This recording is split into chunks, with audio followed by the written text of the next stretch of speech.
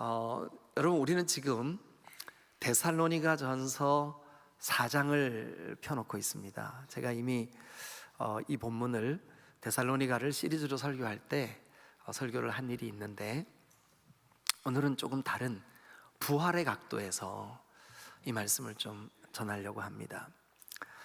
데살로니가는 여러분 잘 아시다시피 그 마케도냐에, 지금은 이제 완전 유럽 땅이죠, 그죠? 그 마케도냐에 그 바울에 의해서 개척이 된 교회입니다. 그런데 그 교회가 처음 개척 때부터 참 어려웠습니다. 바울이 성경을 가지고 열심히 강론을 했습니다. 이게 강론은 풀어서 그 말씀을 설명했다는 뜻이에요. 디알레고마이라고 그러는데요. 근데 이제 그렇게 강론을 해서 설교를 했더니 거기 교회가 세워진 거예요. 그래서 그 데살로니가에 있는 유대인들, 그러니까 저 예루살렘에 있다가 데살로니가에 뭐 장사하러 왔든지 뭐로 왔든지 간에 유대인들이 그렇게 교회를 방해하는 거예요. 그런데 굽힘없이 이제 바울과 그와 함께하는 일행들이 열심히 하나님의 말씀을 풀어서 설명을 했어요. 그랬더니 그 데살로니가 지역에 있는 아주 유력한 귀부인들, 또 전에 이교도들이었었지만, 그러니까 전에 이방 우상을 섬기는 사람들이었었지만 회개하고 교회로 돌아오는 사람들이 적지 않았어요. 그런데 그 당시에는, 이 교회가 개척될 때는 로마가 이 전체적인 권력의 힘을 가지고 있었기 때문에 로마의 황제는 황제를 주님으로 고백하라고 강요를 했어요. 그러니까 황제 숭배 강요가 있었어요. 근데 복음을 깨닫고 예수님을 믿게 된 사람들이, 아니 황제는 인간이고 하나님을 경배하고 예수 그리스도를 믿고 성령을 의지해야지 왜 인간에게 주라고 고백해? 그래서 그걸 거부했어요. 그러는 과정에서 유대인들도 핍박하지, 로마의 권력도 핍박하지, 데살로니가 교회는 여러 면으로 핍박을 받게 됐어요. 심지어 저 유대인들은 시장에서 깡패들을 돈 주고 사서 예수 믿는 사람들이 모여서 예배하는 장소인 야손의 집을 다 때려 부시기도 했어요. 막 테러도 일어나고, 심지어 데살로니가 지역에서 성경에는 구체적으로 기록되어 있지 않지만 예수님을 믿는 것 때문에 그 신앙을 지키려다가 죽음을 맞이한, 그러니까 오늘날로 말하면 순교당한 그리스도인들도 생겨나게 된 거예요. 근데 성도들의 마음속에, 아니 우리가 하나님을 섬기고 하나님이 보내신 독생하신 아들 예수 그리스도를 믿는데 왜 우리 안에 이런 환난이 있고 핍박이 있어? 왜 우리 안에 질병이 있고 죽음이 있어? 그래서 이 죽는 자들, 특별히 예수 믿고 구원받은 그리스도인들 가운데 순교의 죽음으로 죽은 자들에 대해서 몹시 슬퍼하는 마음이 있었어요. 자, 그 흔적이 있나 한번 보시자고요. 4장 13절을 한번 같이 읽어보죠. 자, 시작. 형제들아, 자는 자들에 관하여, 이 자는 자는 죽은 자들이에요. 죽은 자들, 자는 자들에 관하여는 계속해서요, 너희가 알지 못함을 우리가 원하지 아니하노니 이는 소망 없는 다른 이와 같이 슬퍼하지 않게 하려 함이라. 그러니까 이제부터 하는 이 말씀은 그 죽은 자들, 자는 자들, 그들로 인해서 마음에 큰 의문, 슬픔. 여러분, 가족을 잃은 그 성도들 얼마나 마음이 힘들겠어요. 그리고 얼마나 의문이 생기겠어요. 아니, 우리의 복의 근원이 되신다며 왜 우리에게 이런 고통을 주시는 거야? 이게 있겠죠, 그죠? 네. 그래서 사도 바울이 이 데살로니가 교회 성도들에게 이 죽음에 대한 그 진실된 어떤 깨달음, 그리고 이제 예수 그리스도께서 부활하신 그 부활의 소식, 그리고 그 사실을 믿는 사람이 영원히 하나님과 함께 있는 주님의 강림, 이 주제로 13절부터 18절까지 기록이 되어 있습니다. 그래서 18절, 그러므로 이런 말들, 이게 뭐냐면 부활에 관한 말씀, 부활의 말, 이 말로 서로 위로해라. 자, 한번 따라합니다. 부활의 말로 서로 위로하라. 할렐루야, 할렐루야. 여러분, 지금 우리가 사는 시대는 위로가 필요하지 않은 사람이 아무도 없어요. 다 위로가 필요해요. 여러분, 옆에 계신 분들 한번 얼굴 좀 한번 쳐다봐 주세요. 속으로 이렇게 생각해 주세요. 아, 이분에게도 위로가 필요하구나. 네, 그렇게 말하셨어요? 속으로? 네. 여러분, 위로가 우리 모두에게 다 필요해요. 이미 우리가 지금 겪고 있는 이 현실 속에서 대한민국뿐 아니라 전 세계가 뭐 이렇게 환경의 오염, 지구 온난화, 바다의 온도는 점점 올라가고 빙하는 점점 녹아내리고 사람이 마실 수 있는 물, 담수, 이 지하수는 점점 고갈되고, 제가 어릴 때 시골에서 막 여름에 막 몇 감 따가 그 물을 그냥 벌컥벌컥 마셔도 아무 문제가 없었는데 지금은 그런 물이 없어요. 여러분, 막 2달 정도 되는 긴 기간 동안 열대야, 이렇게 오랜 기간 밤이 늦도록 그 열대야에 시달린 적이 없어요. 그런데 지금은 전체적인 지구의 온도가 균형을 잃어버렸어요. 그래서 어젠가 그제 제가 우연히 그 환경학자가 이렇게 국회 채널인지 디스커버리인지 하여튼 어디에 나와서 그런 얘기를 하더라고요. 오늘 지구가 멸망해도 사실은 이상하지 않다. 그 정도로 지금 심각하게 지구의 균형이 깨지고 있어요. 환경만 그런 게 아니라 정치를 한번 보세요. 여러분, 과거에는 거대 대국들이 아주 작은 나라들을 안전을 위해서 과한 돈을 쓸 만큼 그들은 공의로웠어요. 정의가 있었다고요. 근데 지금은 장사하는 것 같아요. 자기에게 유익이 안 되면 여러분, 동맹국도 그냥 배반해버리는 게 오늘날의 정치 구조예요. 그러니까 오늘을 사는 우리 모두에게는 다 위로가 필요해요. 그런데 도대체 어떤 말로 우리가 서로에게 위로를 받을 수 있을까? 오늘 이 데살로니가 교회 성도들에게 바울은 위로하고 싶었어요. 그런데 그 위로의 메시지가 바로 부활하신 주님에 대한 메시지예요. 그 메시지를 정확하게 이해하면 여러분, 우리도 오늘 위로받을 수 있게 될 줄로 믿습니다. 먼저 이 데살로니가의 본문을 시작하기 전에 성경에서 정말 위로를 받았던 한 사람을 소개하려고 합니다. 이삭이라고 하는 아브라함의 아들은 나이 60이 될 때까지, 그러니까 환갑이 될 때까지 자녀가 없었어요. 그의 아내 리브가가 임신을 했어요. 그러니까 완전히 아주 늦게 아들을 두게 된 거죠. 그런데 쌍둥이가 태어났어요. 형의 이름은 에서요, 아들의 이름은 야곱이었어요. 근데 범사에 둘이 안 맞아도 너무 안 맞는 거예요. 한 배에서 태어났는데 달라도 너무 다른 거예요.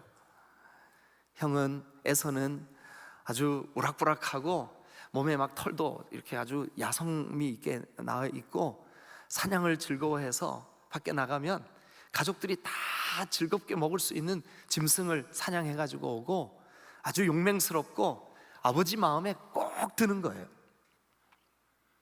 그런데 동생 야곱은 정반대예요.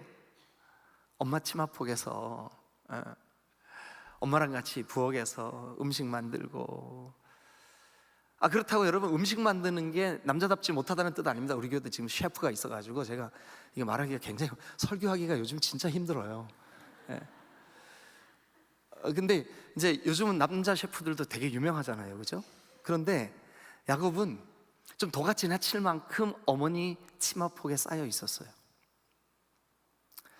이삭이 아버지가 연세가 많이 드셔서 눈이 점점 어두워지기 시작했어요. 그래서 이삭의 마음속에 이제 내가 우리 부족의 리더십을, 그리고 하나님이 주시는 축복권을 내 아들에게 물려줘야 되겠구나. 그래서 큰아들인 에서를 부릅니다. 에서야. 에서가 아버지가 계시는 곳으로 들어갑니다. 예, 아버지 부르셨어요. 그래, 너 이제 네가 좋아하는 사냥을 해와라. 그리고 내가 좋아하는 별미를 만들어서 나로 그것을 먹고 너를 축복하게 해라. 에서는 얼마나 마음이 기대가 됐을까요? 야, 이제 내가 우리 집안의 리더구나. 그래서 에서는 활통을 메고 저 들로 나갔어요. 그리고 사냥을 하기 시작합니다. 그런데 아버지가 형 에서에게 들려주는 말을 어머니가 들었어요. 그 어머니 리브가가 야곱을 부릅니다. 야곱, 야곱, 빨리 와봐. 아버지가 형 에서에게 우리 집안의, 우리 가정의 리더십을, 축복권을 물려주려고 해. 네가 얼른 저 우리에 있는 염소를 잡아서 그것으로 별미를 만들고 아버지를 위하여 요리를 준비하자. 어미가 도와줄게. 그래가지고 이 어머니 리브가와 아들 야곱이 서로 음식을 만들고 준비를 한 다음에 어머니가 말합니다. 얘야, 형은 털이 많이 났으니까 저 염소털로 여기 좀 장식 좀 해라. 그리고 목소리, 형 목소리 성대모사 할 수 있지? 네, 한번 해볼게요. 그래서 이제 작전을 완벽하게 짠 이 어머니와 둘째 아들 야곱이 음식을 준비해서 아버지 방으로 들어갑니다. 형의 목소리를 냅니다. 아버지, 사냥을 해서 음식을 준비해 가지고 왔습니다. 참 빠르구나. 예, 여호와께서 순적하게 하셨습니다. 그래서 음식을 이 이삭이 맛있게 먹고 이리 가까이 와봐라. 몸을 만져봅니다. 털이 숭숭 나 있습니다. 에서가 맞구나. 그런데 참 이상하다. 에서가 감기가 걸렸나? 목소리가 꼭 야곱 닮았구나. 예, 아버지, 제가 요즘 감기가 좀 걸려가지고요. 그 말은 성경에 없습니다. 그래서 이제 그 음식을 먹고 이삭이 야곱을 축복합니다. 하나님, 이 아이를 통하여 아브라함의 하나님, 나의 하나님, 이삭의 하나님, 그리고 이 아이의 하나님이 되어 주시옵소서. 그렇게 하고는 그 아이를 마음껏 축복합니다. 그리고 야곱은 이제 아버지 방을 빠져나옵니다. 그런데 늦게 들에서 짐승을 잡아서 음식을 만들어 가지고 온 에서 헐레벌떡 아버지에게 들어갑니다. 아버지, 짐승을 잡아서 음식을 해가지고 왔습니다. 아버지가 깜짝 놀라시면서 아니 어찌된 일이냐? 에서, 그럼 조금 전에 그 에서는 누구냐? 이미 나는 내가 할 수 있는 모든 축복을 그 아이에게 다 했다. 그제서야 에서가 자기 동생 야곱에게 속은 줄로 깨닫습니다. 그리고 분노합니다. 울부짖으면서 소리칩니다. 야곱, 내 이놈을 기어이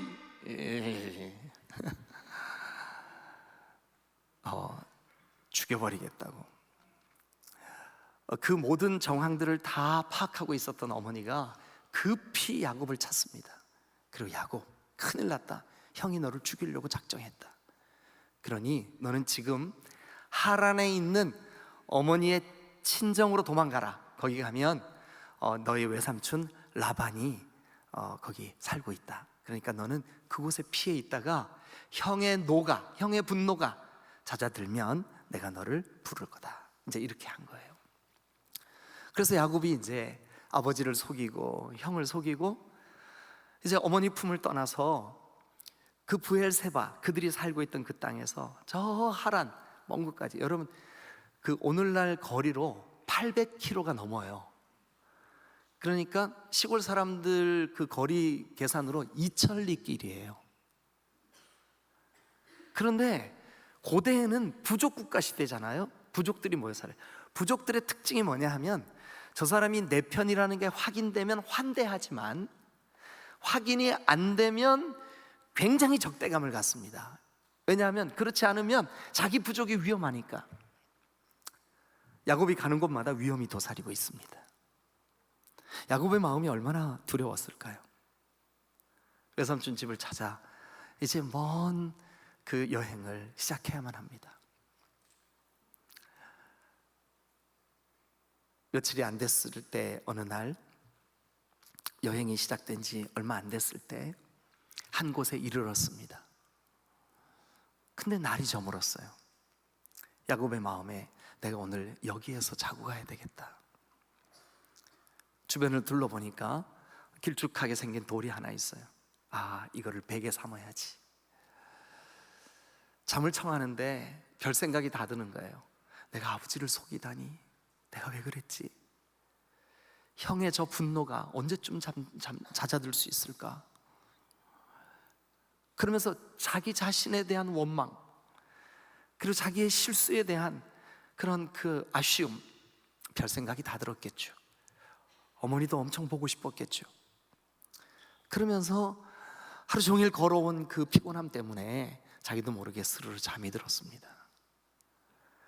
근데 잠을 자는데 꿈에 사다리가 저 하늘까지 드리워져 있는 거예요. 그리고 그 사다리에 천사들이 오르락 내리락 하고 있는 것이 보여요. 제가 언젠가 이렇게 설교를 했더니 청년 하나가 찾아왔어요. 목사님 설교 틀렸어요. 그래, 왜? 그랬더니 사다리가 하늘까지 연결돼 있으면 천사가 하늘에서 내리락 오르락 내리락 오르락 그래야지, 목사님은 왜 오르락 내리락 오르락 내리락. 그래서 제가 어떻게 할게요? 꿀밤을 한 대 꽝 쳤죠. 그런데 그 천사들이 오르락 내리락 하는 그 끝에 저 꼭대기에 여호와께서 쓰셔서 말씀해 주시는 거예요.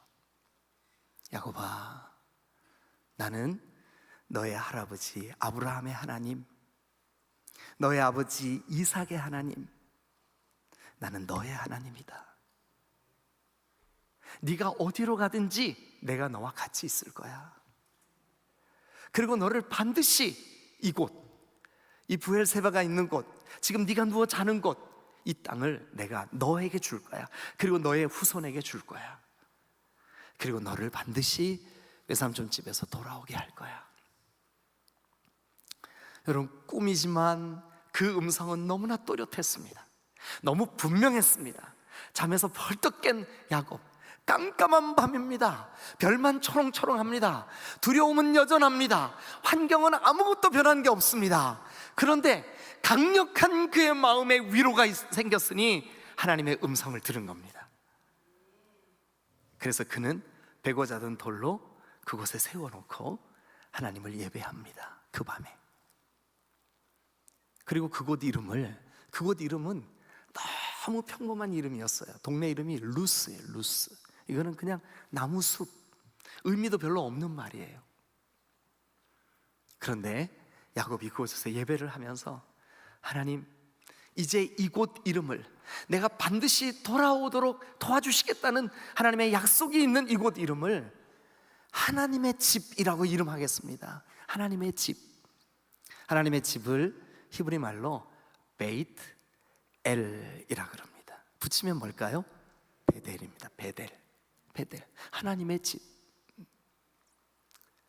여러분, 그 지명 이름은 베델이 되었고, 베델에서 나타나 주신 하나님은 야곱이 가는 곳마다 야곱에게 위로가 되었습니다. 그가 죽는 날까지, 12지파의 아비가 될 때까지, 그가 하나님이 쓰시는 아름다운 통로가 될 때까지 그 위로의 말씀, 그 꿈에 주신 그 말씀, 하나님께서 들려주신 그 음성 두고 얼마나 위로가 되었을까요? 얼마나. 여러분, 오늘 이 본문은 사도 바울이 데살로니가 교회 성도들에게 그런 위로의 말씀을 좀 주고 싶었어요. 저는 오늘 이 본문을 정확하게 이해하면 이 자리에 와 계신 여러분들에게도 바울의 기대처럼, 데살로니가 교회 성도들이 받았던 위로처럼 여러분들에게도 강력한 위로가 생길 줄로 믿습니다. 자, 도대체 어떤 메시지기에 이 말로 너희들도 서로 위로해, 18절 다시 한번 읽겠습니다. 시작. 그러므로 이러한 말로 서로 위로해라. 서로 위로해라. 위로를 필요로 하는 이 시대를 사는 우리에게 이 메시지가 위로가 되실 수 있기를 주님의 이름으로 축원합니다. 자, 그러면 우리가 13절부터 한 절씩 좀 살펴보겠습니다. 무엇이 그들에게 서로에게 위로를 줄 수 있는 그런 위로의 말이 되었을까? 첫 번째 13절입니다. 같이 읽겠습니다. 시작. 형제들아, 자는 자들에 관하여는 너희가 알지 못함을 우리가 원하지 아니하노니 이는 소망 없는 다른 이와 같이 슬퍼하지 않게 하려 함이라. 서두에 제가 데살로니가 교회 성도들 안에는 슬픔이 있다 그랬습니다. 무엇 때문에 생긴 슬픔이었다고요? 순교당한, 복음 때문에 죽은, 먼저 죽은 성도들에 대한 슬픔. 여러분, 이교도들, 데살로니가 지역 주변에 있는 이방 우상을 섬기던 사람들의 마음속에 죽음은 끝이었습니다. 죽음은 허무였습니다. 죽음은 슬픔이었고 죽음으로 모든 것이 마무리된다고 믿었습니다. 그게 이방 종교의 가치관이었습니다. 특별히 데살로니가 주변에 있는 나라들의 가치관이었습니다. 그런데 여러분, 오늘 이 본문을 잘 보세요. 그 죽음을 뭐라고 표현하고 있나요? 13절 다시요. 시작. 형제들아, 뭐 하는 자들? 자는 자들에 대하여. 여러분, 사도 바울이 지금 죽음의 문제를, 죽음 때문에 그들이 슬퍼하고 있는 그 문제를 뭐라고 표현하고 있습니까? 자는 자들에 관하여. 그러니까 사도 바울은 지금 죽음을 뭐래요? 자는 거래요. 자는 거래. 근데 바울만 그런 게 아니에요. 예수님도 요한복음 11장 말씀에 11장 11절에 그가 나사로가 죽은 그 사건을 두고 이렇게 말씀하십니다. 자, 같이 한번 읽겠습니다. 시작. 이 말씀을 하신 후에 또 이르시되 우리 친구 나사로가 잠들었도다. 다시 한번 우리 친구 나사로가 잠들었도다. 네, 예수님은 여러분 성경에서 여러 곳에서 회당장의 딸이 병들어 죽었을 때 이 소녀가 잠들었다, 예수님이 그렇게 말씀하셨습니다. 나사로가 죽은 것은 죽어 있습니다. 그의 시신은 부패되기 시작했습니다. 그런데 예수님은 뭐라 그랬냐면 내 친구 나사로가 잠들었어. 여러분, 잠든다는 게 뭡니까? 그 전날 몹시 피곤했지만 푹 자고 나면 아침에 회복된 모습으로 또 다른 새로운 하루를 시작할 수 있어요. 잠드는 것은 회복을 여러분 염두에 둔 말이에요. 잠든다라고 하는 말의 의미가 뭘까요? 잘 자. 그건 뭐예요? 깨어나면 또 다시 봐. 깨어난다는 의미가 있어요. 여러분, 데살로니가 교회 성도들이 슬퍼하는 것처럼 죽음이 끝이 아니에요. 종결이 아니에요. 마무리가 아니에요. 허무함이 아니에요. 마치 잠을 자는 것처럼 회복된 후에 다시 깨어날 것을 기대하는 것이 바로 그리스도인들의 죽음인 줄로 믿습니다. 이 사실을 좀 깨우쳐주고 싶은 거예요. 이 말이 데살로니가 교회 성도들에게 크게 위로가 되겠다는 말이에요. 사랑하는 여러분, 여러분들도 기억하십시오. 죽음은 자는 것입니다. 죽음은 자는 거예요.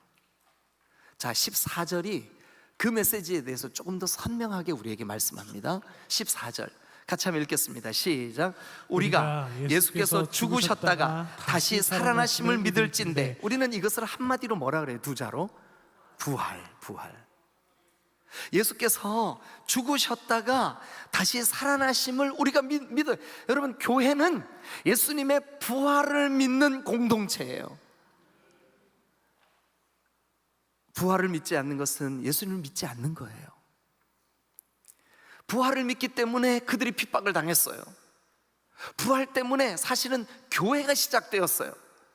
처음 사도들에 의해서 그들이 전했던 메시지는 뭐냐 하면 예수가 우리의 죄를 담당하시고 죽으셨으나 살아나셨다, 이게 복음의 핵심 내용이었었어요.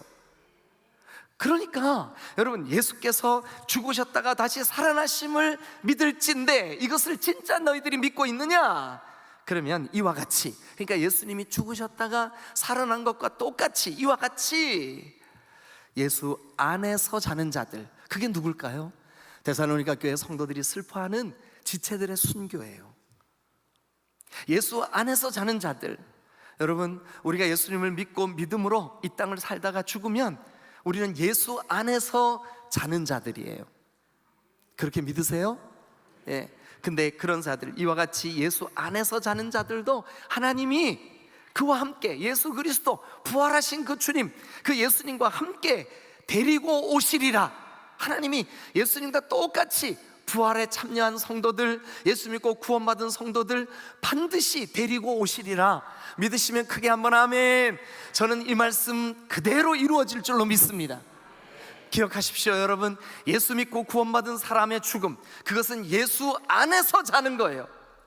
그러니까 성도는 그리스도 안에서, 예수 안에서 자는 사람들을 성도라 그래요. 여러분, 이 사실을 믿지 못하면 성도가 아니에요.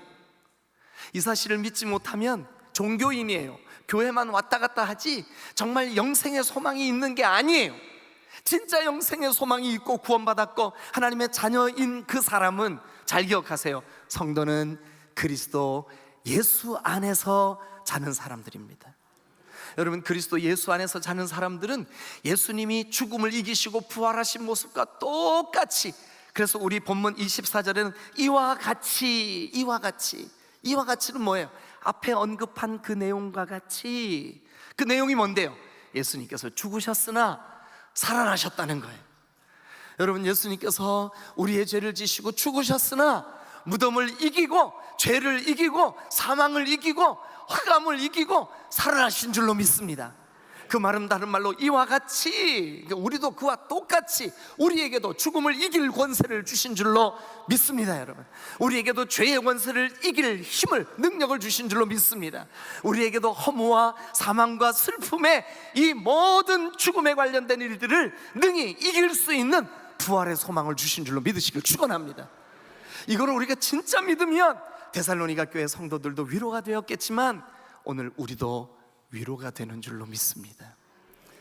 여러분, 야곱은 그 꿈에 나타나신 하나님의 음성, 네가 어디로 가든지 내가 너와 함께 있을 거야, 그 한마디 말씀이 그의 평생에 강력한 위로가 되어 죽을 때까지 그 말씀 붙잡고 살았다면, 오늘 예수님 죽음을 이기고 부활하셨어, 나도 부활할 거야, 예수님이 나도 똑같이, 예수님과 똑같이 이와 같이 나를 죽음에서 일으키실 거야. 사랑하는 여러분, 부활의 때가 있기에 오늘 여러분 거룩하셔야 됩니다. 부활의 때가 있기에 오늘 예수 잘 믿어야 됩니다. 부활의 때가 있기에 오늘 예배 잘 드리셔야 됩니다. 여러분, 부활의 소망을 가진 사람들에게 주님이 우리 평생에 넉넉히 모든 삶에 위로를 주실 줄로 믿습니다. 위로가 필요하지 않는 사람은 아무도 없어요. 근데 무엇이 우리를 진짜 위로할 수 있을까요? 예수 부활, 내 부활, 예수 권세, 내 권세, 예수 승리, 내 승리. 여러분, 14절이 선명하게 그렇게 그려주고 있어요. 다시 한번 보실래요? 우리가 예수께서 죽으셨다가 다시 살아나심을 믿을진대, 이것과 똑같이, 예수님이 살아나신 것과 똑같이 이와 같이 예수 안에서 죽음을 맞이한 사람, 예수 안에서 자는 자들도 하나님이 그와 함께, 예수님과 함께, 그리고 예수 안에서 죽은 사람들도 그와 함께 데리고 와주실 줄로 믿습니다. 할렐루야. 여러분, 이것을, 여기 문장이 조금 어렵죠, 그죠? 표준 세번역으로 한번 보시자고요. 같이 한번 읽겠습니다. 시작. 우리는 예수께서 죽으셨다가 살아나신 것을 믿습니다. 이와 같이 하나님께서 예수 안에서 잠든 사람들도 예수와 함께 데리고 오실 것입니다. 조금 쉽지요? 네, 틀림없이 그렇게 하실 줄로 믿습니다. 세 번째, 여러분, 죽음은 자는 겁니다. 그런데 그리스도 예수 안에서 자는 자들은 반드시 하나님이 예수님의 부활처럼 똑같이 일으키셔서 예수님과 함께 데리고 오실 줄로 믿습니다. 그리고 세 번째, 여러분, 우리 시간이 좀 넉넉하면 16절, 17절, 이거는 뭐 그 종말을 기다리는 모든 사람들의 관심사이지요.